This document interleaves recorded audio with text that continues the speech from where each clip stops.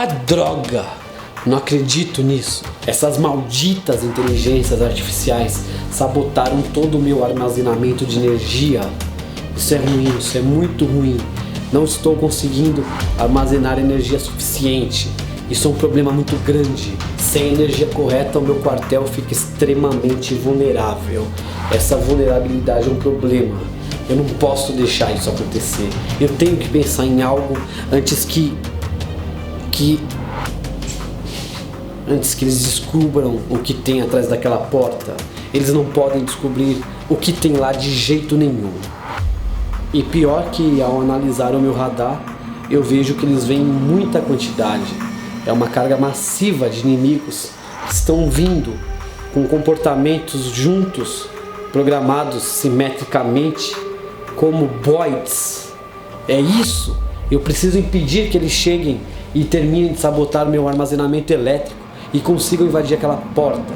Então, para isso eu preciso saber mais como que se dá esse movimento de boids, como que eu consigo movimentar vários agentes ao mesmo tempo. Assim eu saberei o ponto crucial para fazer uma sabotagem e manter meu esconderijo em ordem até eu descobrir como destruir essa maldita inteligência artificial que está aqui arriscando tudo na resistência da stack, dessa nossa matrix de saber e conhecimento. Isso não vai ficar assim e eu preciso da sua ajuda. Venha comigo, vamos entender a sexta parte do funcionamento da inteligência artificial para derrotarmos de vez nossos inimigos.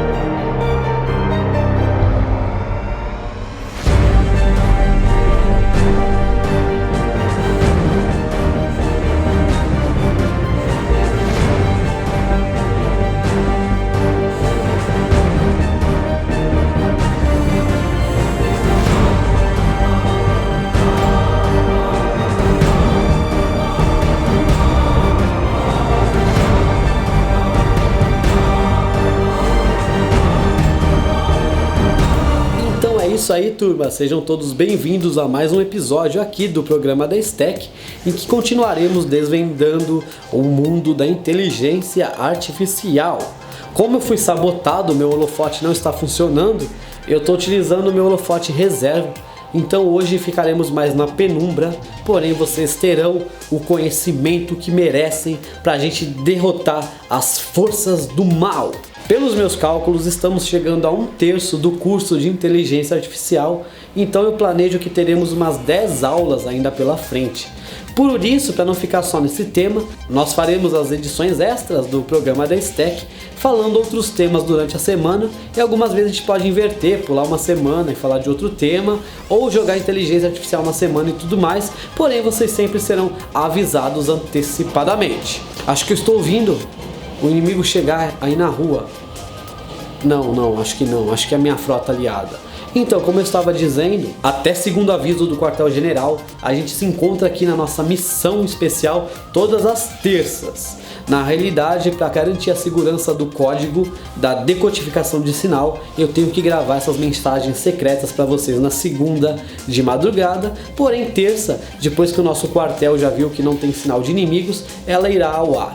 Semana passada eu falei sobre algumas regras para movimentação de agentes em conjunto, para movimentação de boids. E hoje eu vou falar sobre a composição dessas regras. Para a composição da regra de uma resultante, deve-se normatizar cuidadosamente as 3 forças, que são as 3 forças que eu expliquei na aula anterior, de forma a se obter o comportamento desejado.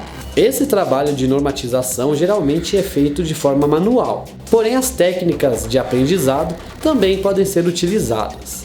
Além dessas 3 regras, também destacamos o desvio de obstáculos e o goal seeking, a perseguição à chegada, que é o que a gente já tinha dito em aulas anteriores também. Por exemplo, se considerarmos a animação de Boids para um cardume de peixes, os cardumes andam apenas com as suas próprias espécies. Perceberemos que numa animação nesse estilo, para que os cardumes andem apenas com as suas espécies e desviem dos outros animais, teremos uma maior força atrativa dos peixes de sua espécie e uma força repulsiva maior entre os peixes das espécies diferentes. Que é o que eu falei lá do clássico exemplo do estouro de búfalos do Rei Leão ou jogos RTF com a movimentação de um grupo de agentes. E com isso nós percebemos como os campos potenciais eles são importantes e como eles fazem sempre parte desse processo de inteligência artificial.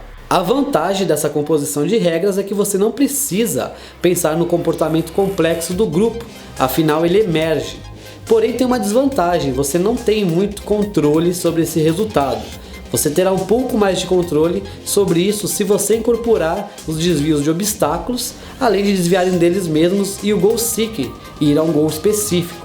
Então você incorpora lá o desvio de obstáculos para, a partir do momento que o cardume é atraído por eles, também não se colidirem, e o goal seeking para eles perseguirem o obstáculo, chegarem até o destino. Sobre isso de controle, por exemplo, um jogo RTS, você até define um ponto específico para as tropas irem, porém as interações entre os soldados é por conta dessas definições feitas. E aí temos composições de regras, como isso aqui, em que você modela um campo para ter desenhos alternativos e pré-definidos, até algoritmos de resgate, que é aquele código que vai fazer quando o seu agente ficar preso em um lugar de mínimo local comum, um local onde as forças resultantes são 0, que um agente vá lá e exerça sobre ele um campo potencial para que possa resgatá-lo, tirá-lo de lá. E acerca dessa representação de mundo, nós trabalhamos as técnicas de campos potenciais nos ambientes contínuos. Porém, normalmente em jogos os ambientes eles são discretos, seja por já ter um grid por trás do algoritmo tem uma estrutura de dados discreta, e a ideia de seu algoritmo é trabalhada sobre essa estrutura discreta. Sendo assim, é necessário representar o ambiente por meio de uma estrutura de dados que permita a sua implementação, e a mais comum é o grafo. A questão mais importante é como transformar um ambiente em um grafo, e para isso temos 2 formas principais que estudaremos: os pontos, ou seja, os waypoints, e as células, os navmeshes. Considerando os navmeshes, nós podemos falar que um grafo é a união das células. Um grafo, então, é uma coleção de nós, de vértices e de arestas. E aí você tem um grafo não direcionado e os grafos direcionados. No não direcionado, o sentido pode indicar o movimento para qualquer lado dentro da linha. Já os direcionados você tem setas que mostram para qual que é o destino, qual que é a saída e qual que é a chegada, como os exemplos que eu estou deixando aqui para vocês. E esse grafo ele forma caminhos possíveis para os agentes, ou seja, os agentes estarão andando sobre essas linhas. Considerando os waypoints, os nodos do grafo representam posições do ambiente e as arestas os caminhos entre essas posições. Posições físicas, por exemplo, das coordenadas em pixel dos nodos e coloca as arestas ligando estas posições para que o caminho possa ser realizado. Este processo normalmente é chamado de roadmap, que nada mais é do que uma analogia ao mapa rodoviário, este nome. É importante ressaltarmos que a princípio nem toda posição está presente em meu grafo, a não ser que cada pixel tenha um ponto. O grafo ele não preenche completamente o ambiente. Se o meu agente está em um ponto que não representa um nodo do grafo, ele tem que encontrar o nodo mais próximo, localizar, ir até ele, navegar no grafo, encontrar o melhor caminho até o objeto, até o objetivo, o ponto mais próximo, sair dele e chegar à chegada. Esse é o processo então de movimentação do agente por um grafo. Isso significa que o NPC ele deve saber entrar e sair do mapa, encontrar neste mapa o melhor caminho. Após construído o grafo, passa-se a fazer consultas sobre esses possíveis caminhos. E agora falaremos sobre Points of Visibility, construção manual dos grafos. E para isso é importante saber que o grafo é construído de forma que as arestas conectem os pontos nos quais existam as linhas diretas livres de obstáculos, que a gente chama de line of sight, ou seja, uma linha de percurso, uma linha de sinal de trajeto. E para isso, manualmente, você pode clicar nas posições, marca posição por posição e clica para ir as conectando.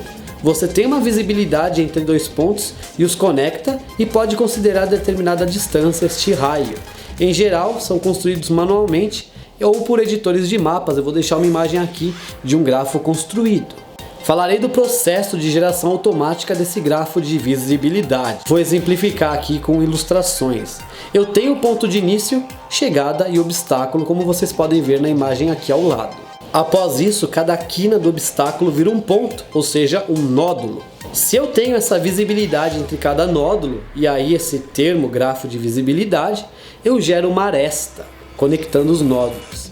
Ele escolhe as menores arestas e gera o menor caminho possível até o goal, até a chegada. Isso nada mais é, por exemplo, que o sistema de GPS, de geolocalização, que ele guia seu carro pela melhor rota.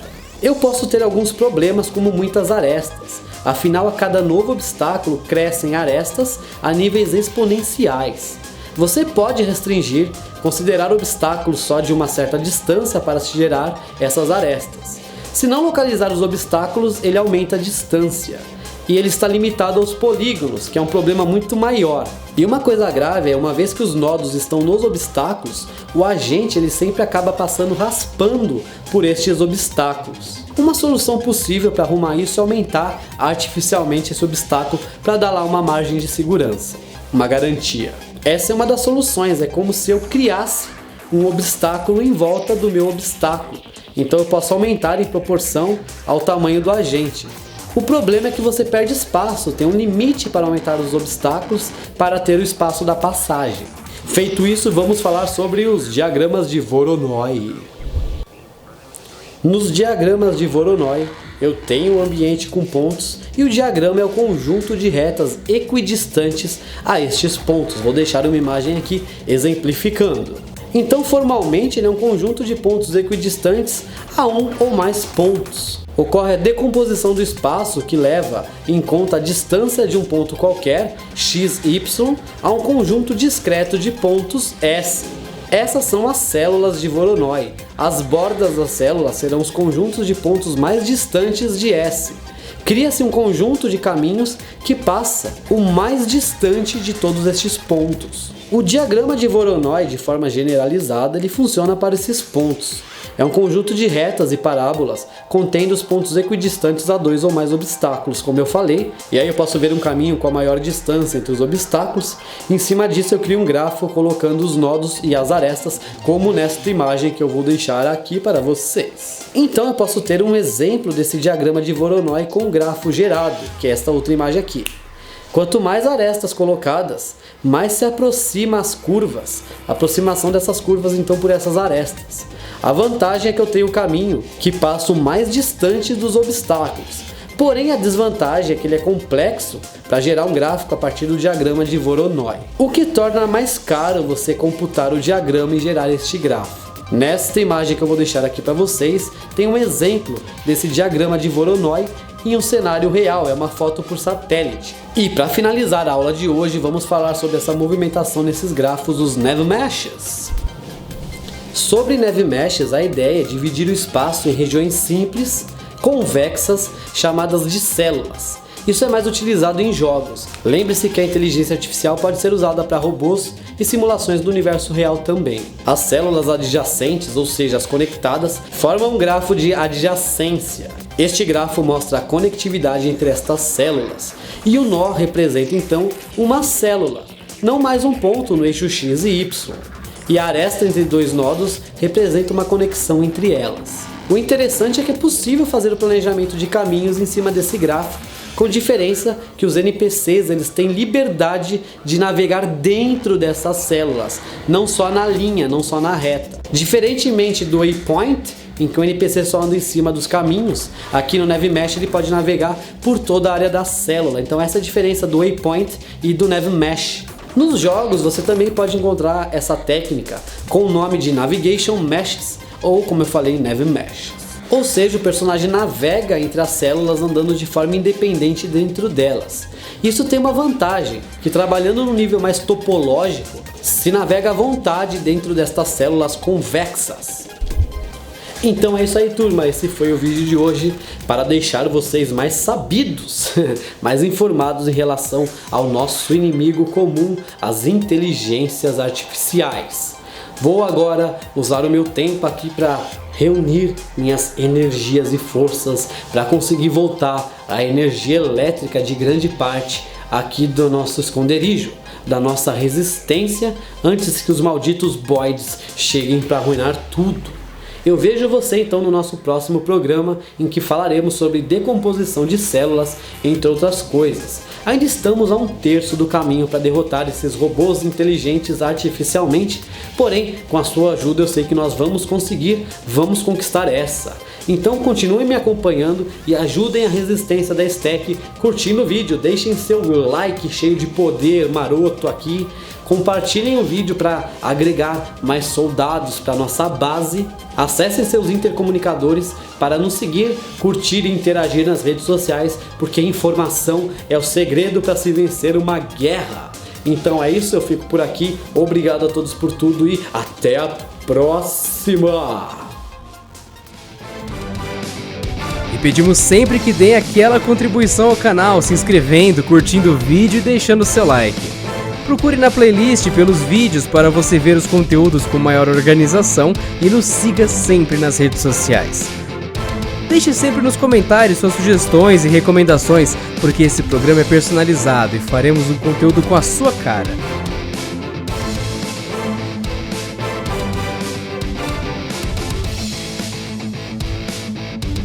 Canal da Stack, o canal mais diversificado da internet.